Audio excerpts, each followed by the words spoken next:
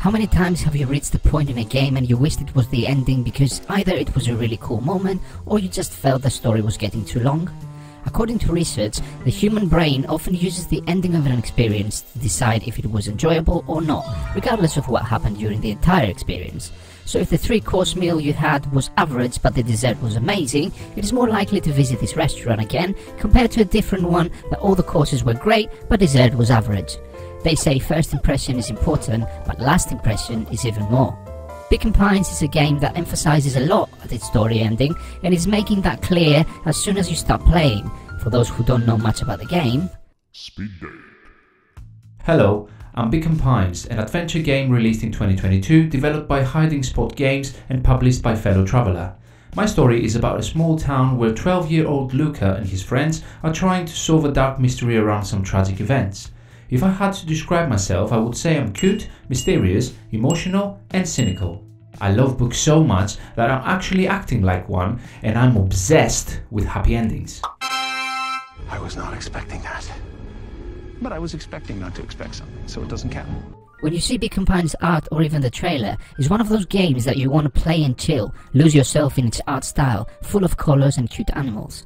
And it doesn't take more than 5 minutes to realize that it's not the journey you thought it would be. No.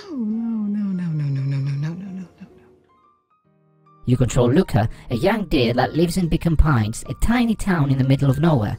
The story begins with the curiosity of two youngsters causing them troubles, but it soon takes a very dark and unpredictable turn. Disoriented, he looked up to see an imposing figure silhouetted in a green glow.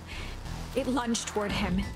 There's a big secret about this town that no one knows, and while you try to get to the bottom of it, based on your choices you get various different endings, with most of them being tragic. That's not extremely fresh, as other games have tried it before. However, the game, through the voice of a narrator, prompts you to try again, make different choices and get a better ending.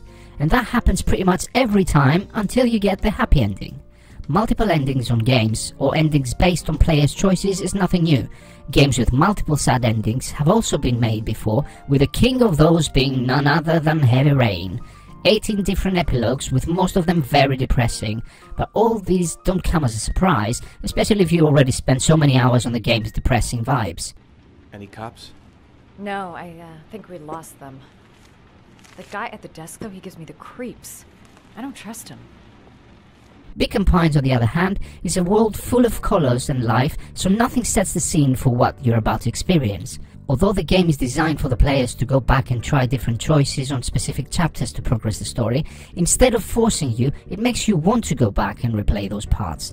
The more you replay and make different choices, the more parts of the story you discover, but the hook is that everything you knew until that point for most of the characters changes.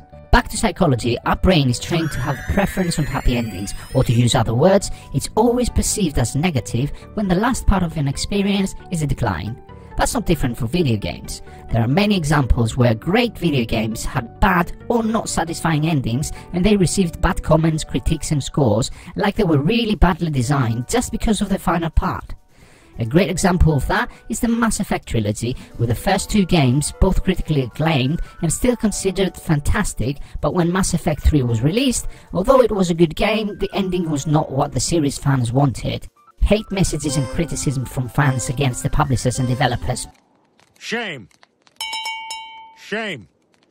forced them to release some more cutscenes to explain stuff better, proving how important the final part of an experience is. But bad endings and happy endings are two different things. In Beacon Pines, you can choose to stop on any of the sad endings, but the game makes it almost a necessity for the players to keep trying until they get the happy ending. And it does that in two simple ways. It makes you care about the characters, so you can't accept a sad ending for them if you know there's a happy one to discover, and they design the game in such a clever way that you don't get the full story until you find the happy ending. Wait, that's it? This ends with a crummy cliffhanger just when it was getting good? No way. I refuse to be associated with some never-ending parade of sequels. Let's go back and find something more definitive. Although it's a relatively small game with about a dozen characters and only a few levels on the map you keep using, it feels like a complete story, and discovering new endings is through a game mechanic that helps you do it pretty quickly, which is another thing demonstrating how much the game was designed to make the search of the happy ending a meaningful but mostly an enjoyable experience. If you had to replay a full chapter, it would certainly drive a lot of people to compromise with a sad ending. The Sherlock Holmes games, for example, are known for their realism, and the fact they give players the chance to fail solving a case is pretty cool. However, although of course you can replay the whole case from scratch to try and find the truth, the game itself moves on to the next case without giving you the opportunity to make a different choice or rewind a little bit and try again. Beacon Pines gives this option to the player in a fun and not punishing way, and since we're talking about happy endings, it's worth mentioning that a happy ending is not always a cruel end for the bad guys. Actually, that is also considered as a sad ending in Beacon Pines. That was unexpected. Perhaps a bit of an absurd ending for my taste, but who am I to say?